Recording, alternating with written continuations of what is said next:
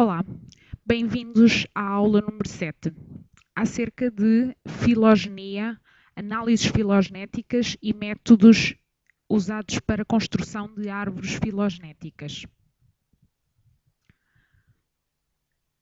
Habitualmente, a base da construção de filogenias é estabelecimento de relações entre organismos ou entre sequências que fazem parte desses organismos ou simplesmente relações entre sequências que existem, classificando-as de acordo com a sua identidade e separando-as de acordo com a sua distância ou semelhança. É importante ter em conta que, para representar uma filogenia que seja representativa da origem comum dos organismos, é necessário saber que os organismos evoluíram, existiu um processo de evolução resultante de mutações que ocorreram ao longo do tempo e que existem ancestrais comuns que deram linhas evolutivas distintas e que vieram a originar os organismos que nós conhecemos atualmente. Se pretendermos analisar uma evolução de organismos, é importante que conheçamos os processos evolutivos e, sabendo que as sequências de DNA, as sequências genómicas foram sofrendo mutações, estas podem ser demonstrativas daquilo que foi a evolução e das mutações que foram ocorrendo. Obviamente que as sequências de DNA sendo transcritas e traduzidas para proteínas, as proteínas são também sequências que podem servir de base para a construção de árvores de relações e árvores filogenéticas. Para que é que serve então um alinhamento múltiplo? Permite alinhar e comparar sequências e identificar aquilo que são as sequências, as zonas das sequências idênticas e permitir evidenciar aquelas que são distintas ou semelhantes e, portanto, evidenciam-se as diferenças. Quando olhamos de forma macroscópica para os organismos, é fácil também de deduzir e de inferir aquilo que são estruturas que têm ancestrais comuns ou não. Assim, podemos comparar os membros dos organismos como sendo o homem e uma ave, como é a águia da asa redonda. Se formos comparar, o que acontece é que temos uma estrutura muito semelhante.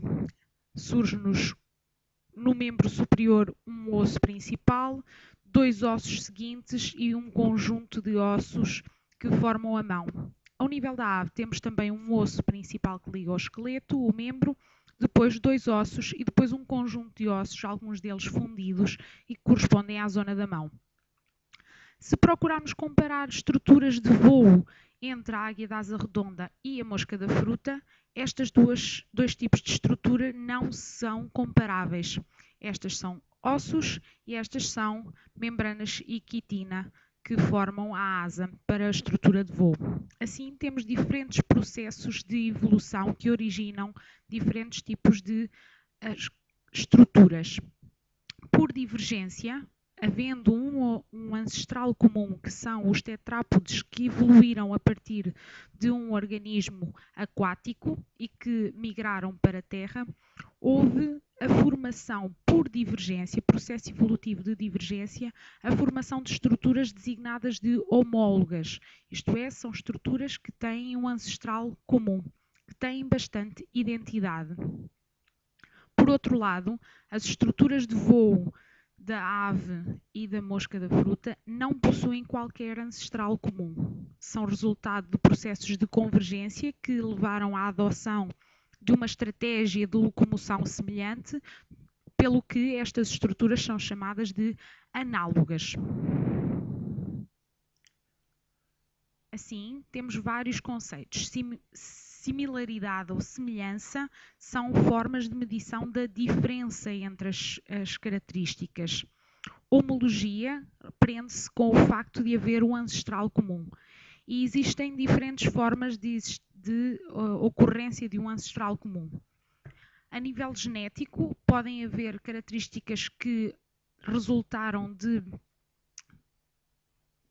duplicação de um gene e que ocorrem a sua evolução em diferentes espécies, pelo que os mesmos genes em espécies diferentes são designadas de ortólogas, enquanto que as características parálogas resultam da duplicação de um gene ou multiplicação de um só gene que, com a mesma origem, adquirem na mesma espécie funções diversas. Podem ser mais ou menos semelhantes entre si. A filogenia procura descrever e encontrar essas relações de homologia representando na forma de uma árvore, com um ancestral comum nos nós e os sucessivos ramos que representam as linhas evolutivas das diferentes espécies. Para que possamos validar ou compreender melhor as relações evolutivas, é importante que tenhamos a noção da evolução que ocorreu no planeta Terra. Assim, a evolução começou com a origem da Terra por volta dos 4,6 mil milhões de anos e depois, à volta dos 3 mil milhões de anos, foi-se dando a evolução dos organismos, começando com os organismos unicelulares, de forma muito parecida com os procariotas, depois evoluem os eucariotas, os multicelulares e gradualmente a evolução de organismos cada vez mais complexos. Temos a evolução dos dinossauros, que são bastante conhecidos, na altura do Jurássico e do Cretácico, e depois de uma extinção massiva foi dada a oportunidade a que os mamíferos que se encontravam já com a sua origem definida, que se expandissem e que por volta dos 2 milhões de anos se começasse a desenvolver as espécies do género Homo, que vieram a dar origem à espécie humana Homo sapiens. Ao longo do tempo decorreu então a evolução de todas as espécies e só é conhecida a evolução de vida ao nível do planeta Terra, tendo como origem de energia o Sol. O desenvolvimento dos organismos passou primeiro por um ambiente totalmente aquático e só em determinado momento é que há a origem de um tetrápode, de um anfíbio tipo, que evoluiu e que passou a ocupar os espaços terrestres e deu-se então a evolução e a diversidade dos organismos terrestres. Tendo havido, de facto, ao nível do desenvolvimento dos mamíferos, alguns mamíferos que voltaram para o ambiente aquático e que ocuparam e ocupam atualmente o mesmo ambiente que alguns peixes e tubarões, peixes cartilagíneos, e que ocupam o mesmo ambiente, embora tenham origens diferentes. A escala de tempo geológico é bastante extensa, tendo o início à volta do 4,5, 4,6 mil milhões de anos, e os humanos só aparecem na era quaternária, bem junto ao presente, portanto, à volta dos 2 milhões de anos.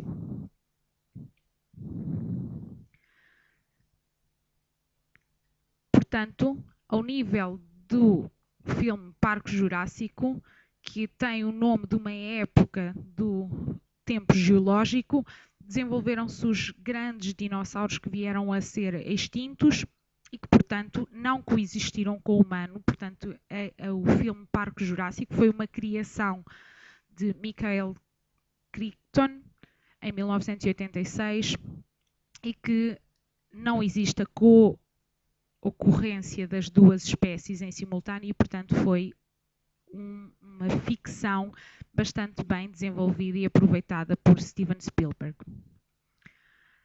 De facto, as provas de evolução encontram-se registadas ao nível das sequências dos genomas dos organismos.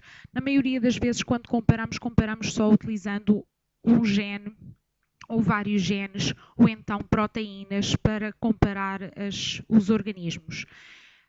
O primeiro passo para construir árvores deve passar pelo alinhamento múltiplo, e o alinhamento múltiplo pode ser efetuado, como abordámos, usando o clustal X, cujos formatos de exportação pode ser o formato clustal.aln ou o formato Philip.phi, Também existem outros formatos para exportação que podem ser importados no software para construção de filogenia. O formato Philip obrigatoriamente na primeira linha apresenta o número de sequências e o comprimento total do alinhamento, apresenta as sequências com as suas designações cortada ao 10º caractere e depois, a partir do 11º caractere, os blocos de sequências alinhadas em blocos de 50 até ao final dos alinhamentos. No software Mega, deve ser convertido o formato de input num formato chamado Mega, que é com a extensão .meg, e que constitui cada sequência com as suas sequências completas, incluindo as falhas, com comprimentos sempre iguais. Para além dos ficheiros de sequências como output do alinhamento múltiplo, é construída uma matriz de distâncias. Essa matriz de distâncias é que é usada para a construção dos ramos da filogenia. Que métodos é que existem para a construção da filogenia? Existem dois grandes grupos de métodos. Os métodos baseados em distância e os métodos baseados nos caracteres. Como dois exemplos de método baseado em distâncias designados métodos fonéticos, temos o Neighbor Joining, que é um método baseado em clustering bottom-up. Por outro lado, os métodos cladísticos, como é máxima verosimilhança ou simplesmente verosimilhança, que é baseada nos caracteres, ou seja, o aparecimento de novos caracteres ao longo da evolução, as mutações. A representação dos resultados de filogenia da aplicação de qualquer método são árvores. As árvores possuem sempre uma raiz, que será representada por uma espécie mais afastada do grupo em estudo. Neste caso, os pequenos grupos mais próximos podem ser chamados de clade. Aqui está o clade humano, duas TBPs presentes na espécie humana, dois parálogos, e os respectivos ortólogos que foram alinhados e construída a filogenia. Por regra, a espécie humana deve ser colocada no topo da árvore. Cada nó representa os ancestrais comuns das espécies representadas nos nós terminais.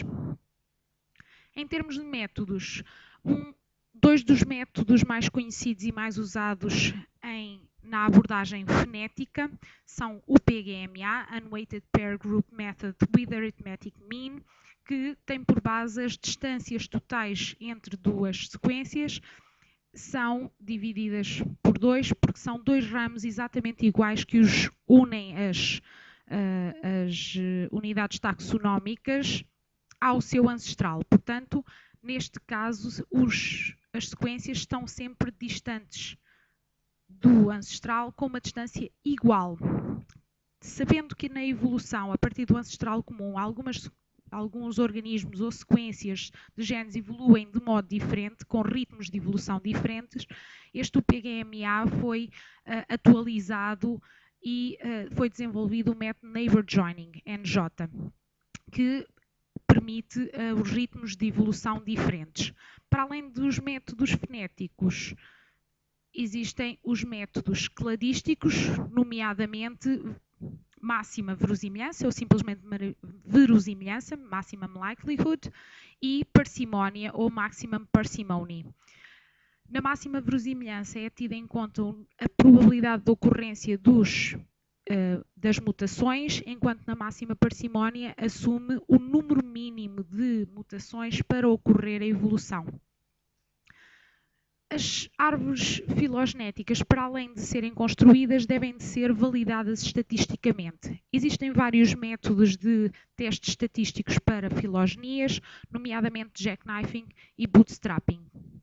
O mais utilizado é o bootstrapping, cujo subgrupo de amostra de sequências para a construção das filogenias tem sempre o número total de sequências correspondente ao tamanho do inicial de número de sequências. Iremos tratar também em mais detalhe alguns dos métodos. Obrigada pela vossa atenção.